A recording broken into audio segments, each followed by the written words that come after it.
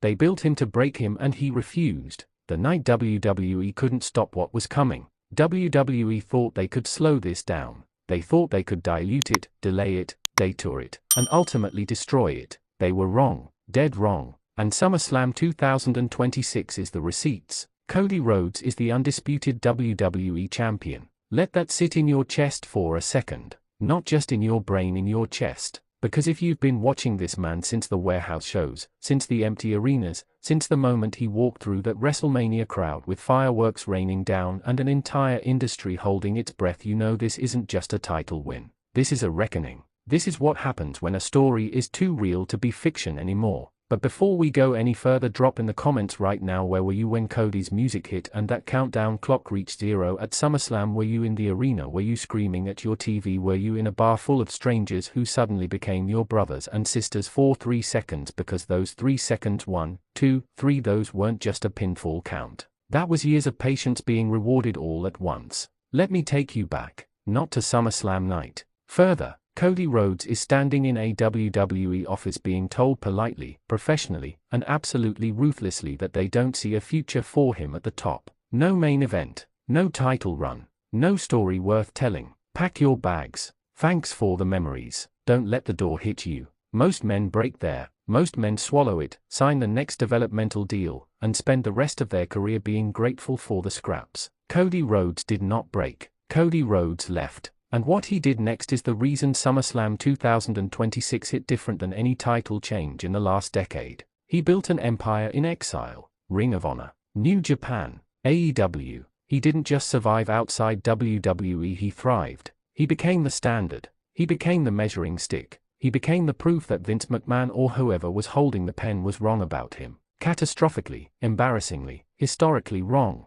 And then he came back. Here's your first challenge, and I need you to answer this honestly in the comments. Do you believe WWE deserves credit for how they handled the American Nightmare return, or did the fans do all the heavy lifting while creative just tried not to mess it up? Because that's the conversation nobody wants to have out loud. The reaction Cody got when he returned wasn't manufactured. You cannot manufacture that. You cannot write pyrotechnics into a crowd's soul. That was real. That was 10 years of wrestling fans feeling something they hadn't felt in a long time, the sense that someone actually meant it. Now let's talk about SummerSlam 2026. The match, the moment, the madness. The build to this was not perfect, let's be adults here and acknowledge that. There were weeks where WWE creative seemed absolutely determined to cool the temperature on this feud. Unnecessary segments, overcrowded promos. Moments where it felt like somebody in Stamford was hitting the brakes because they were scared of how hot this was running. And that's what infuriates me. That's what should infuriate every person watching this channel.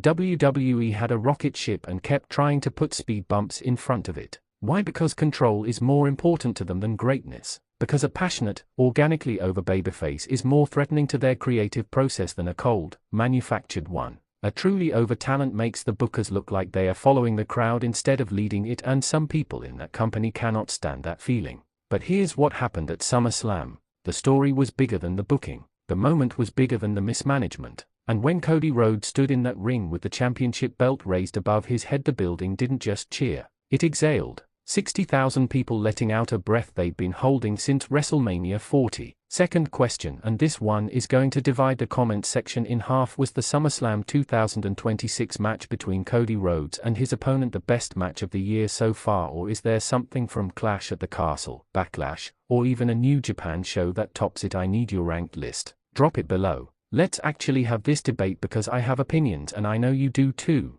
The in-ring performance. Let's get into it. Cody Rhodes has never been more complete as a performer than he is right now. The psychology, the selling, the ability to make you believe he's losing even when you intellectually know the finish is coming. That is a skill that maybe 5 people on the entire planet possess at that level right now. He takes bumps that make your stomach drop. He makes comebacks that make your throat hurt from screaming. He tells a story inside that ring that has a beginning, a middle, a crisis point, and a resolution every single time. The moment midway through that match, you know, the one where it genuinely looked like the championship was slipping away, where the crowd went from electric to terrified, where 60,000 people collectively forgot this was scripted and started begging. That's not choreography, that's communion. That's professional wrestling operating at its absolute highest frequency, and I will not let anyone minimize what happened in that building.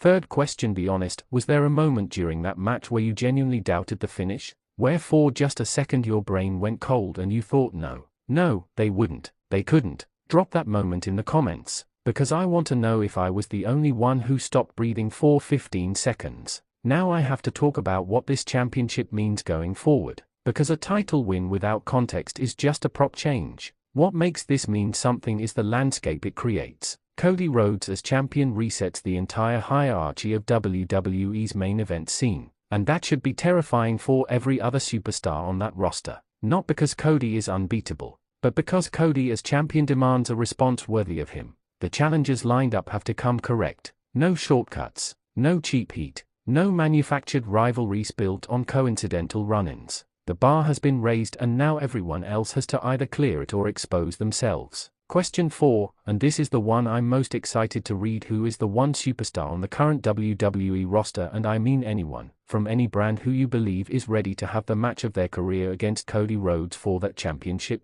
Not who creative will choose, not who's next in the rotation. Who do you think is ready? Drop a name, one name. Let's build the dream card right here in this comment section. But I need to address something before we go any further, because I've seen the takes. I've seen people online, WWE Twitter, Reddit, wherever, saying this was predictable, saying the story was overdue to the point of being anticlimactic. And I want to look those people in the eye and say this clearly: you have confused inevitability with predictability. There is a difference. A sunset is inevitable. That doesn't make it any less beautiful when it happens. A great wrestling story, a truly great wrestling story, builds toward a moment that feels both inevitable and impossible at the same time, where you know what's coming but you're still on the edge of your seat, because the journey matters, because the how matters, because the emotion of arrival matters just as much as the destination itself. That's what Cody's story has been, and anyone calling it predictable is either lying about their reaction or has forgotten what it feels like to actually care about professional wrestling.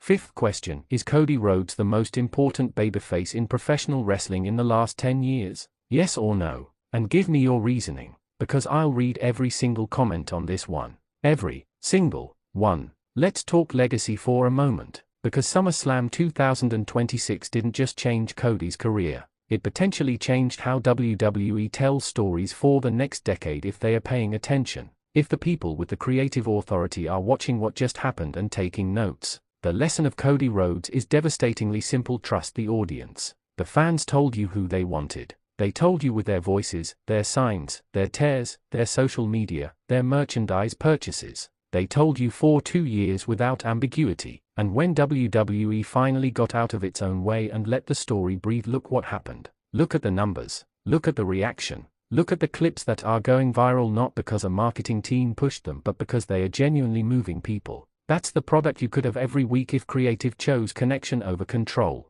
That's the reason people fell in love with this business in the first place, and that's why I refuse to let this moment be buried under mediocre booking next week. This championship reign needs to be protected. It needs to be built on. It needs to be given the same gravity and the same intentionality that the pursuit of it carried for 2 years. Anything less is a betrayal of what just happened at SummerSlam. Question 6, final one, and the most important: what does Cody Rhodes' first championship defense need to look like for this reign to feel legitimate and historic? Give me the opponent, give me the stipulation, give me the story you want them to tell. Full fantasy booking. The comment section is open. Make your case, because at the end of all of this, the pyro, the countdown, the pinfall, the tears, the roar of 60,000 people, what we witnessed at SummerSlam 2026 was not just a wrestler winning a championship. We witnessed proof that the right story, told with enough conviction, survives everything that tries to stop it, survives bad creative decisions, survives title changes in the wrong direction,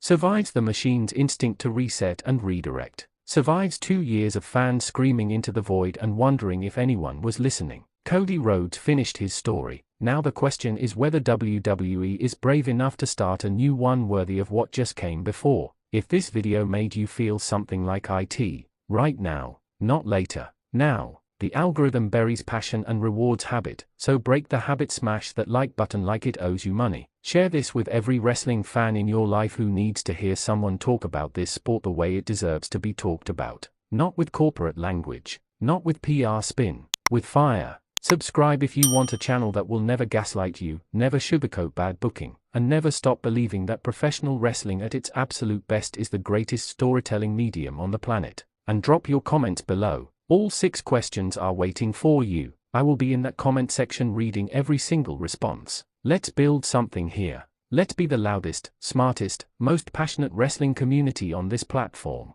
Because Cody finished his story, ours is just getting started.